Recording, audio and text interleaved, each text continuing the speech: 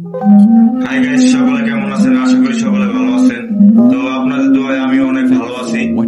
তো অনেকদিন পরে আমি একটি ভিডিও ক্রিয়েট করলাম শুধুমাত্র আপনাদের জন্য। আসলে এই জীবনে চলতে গেলে নানা রকমের মানুষের সাথে চলাফেরা করতে হয় এবং বিভিন্ন মানুষের বিভিন্ন রূপ দেখা যায়। তো মানুষ আপনার সাথে এক এক সময় এক এক রূপ দেখাবে, এটাই বাস্তব।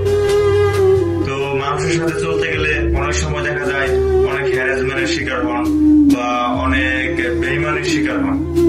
যদি আপনারা মানুষের কাছ থেকে এরকম হ্যারাসমেন্টের শিকার হন এবং বেইমানির শিকার হন, তাহলে বুঝতে পারবেন আপনি সফলতার প্রায় শেষ প্রান্তে আছেন। কারণ কষ্টের পরেই আছে সুখ, আর প্রত্যেকটি সফলতার পিছনে থাকে এক আকাশ পরিমাণ কষ্ট।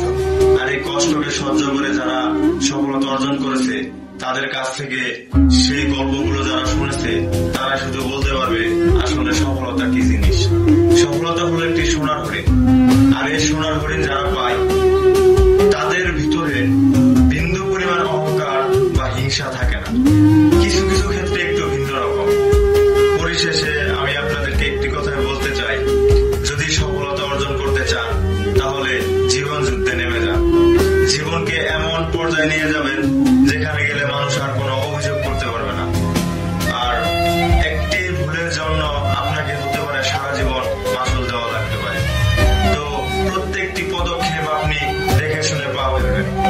যদি এভাবে আপনি আপনার প্রত্যেকটি পদক্ষেপে এগিয়ে যান, তাহলে ইনশাআল্লাহ একদিন না একদিন আপনিও সফল হবেন। সফলতা একদিনে আসে না, সফলতা এক ঘন্টায় আসে না, সফলতা এক মিনিটে আসে না। সফলতা আসতে অনেক ধৈর্যের প্রয়োজন, অনেক সময়ের প্রয়োজন।